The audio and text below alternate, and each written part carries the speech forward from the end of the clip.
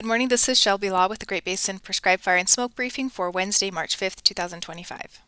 Coming up with the recent precipitation here, the image on the left shows a precipitation for the past 7 days. We had a pretty good storm come through, delivering good precip to northern, northeast, and eastern Nevada, the higher elevations of Utah, and up into eastern Idaho and western Wyoming.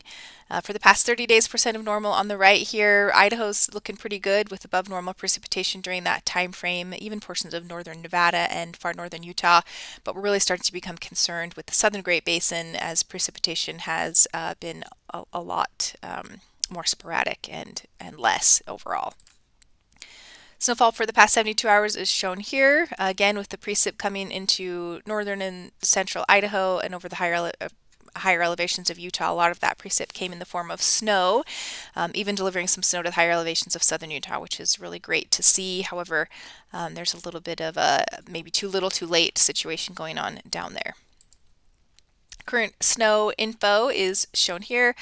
Again, the current snow totals over the mountains of Idaho and into western Wyoming and northern Utah are all sitting pretty good, over between 75 to 100 inches of snow across many of those areas currently.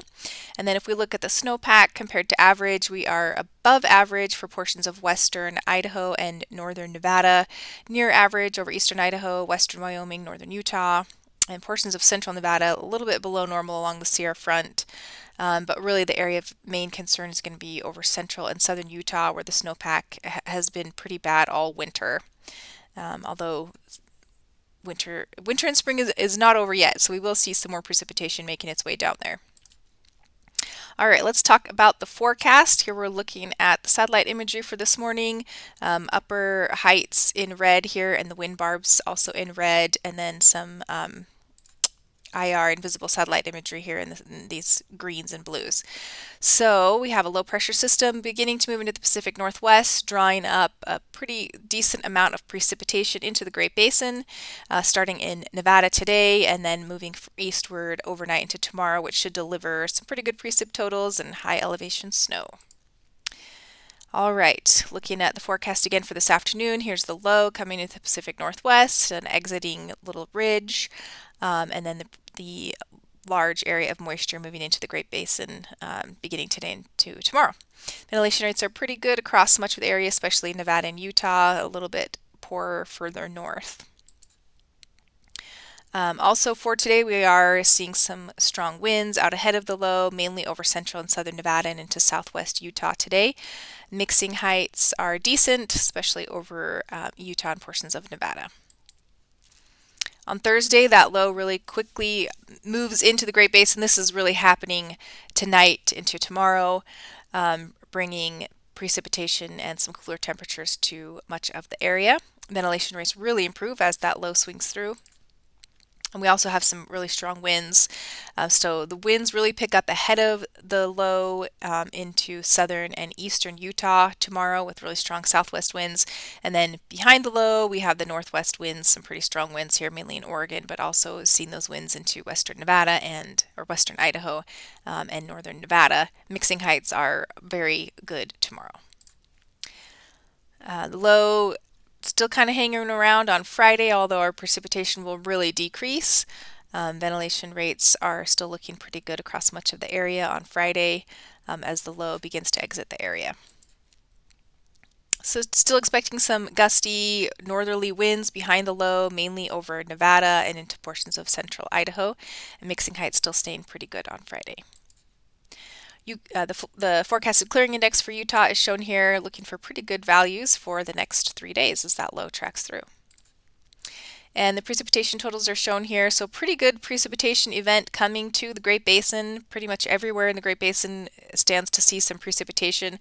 The best chances, of course, are going to be over the higher elevations of Utah, across much of Nevada, southern Idaho and western Wyoming will see the bulk of the precip. It looks like the central Idaho mountains will sit this one out.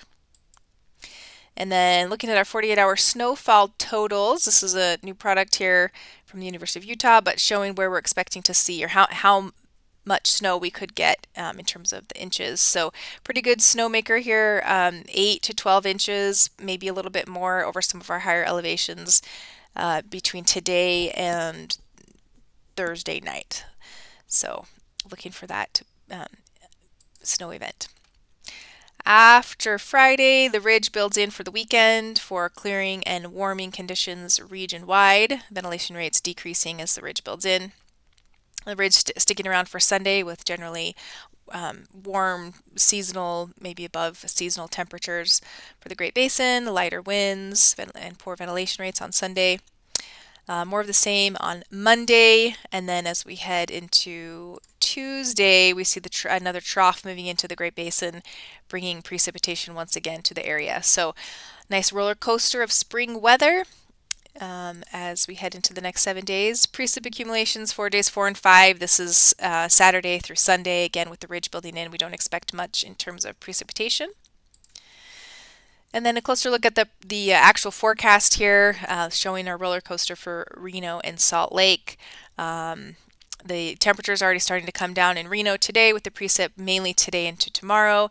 And then for Salt Lake, also precipitation should start later today overnight with some showers, those valley rain and mountain snow showers continuing possibly into Friday morning, and then clearing for the weekend with highs in the upper 50s to near 60 by Sunday.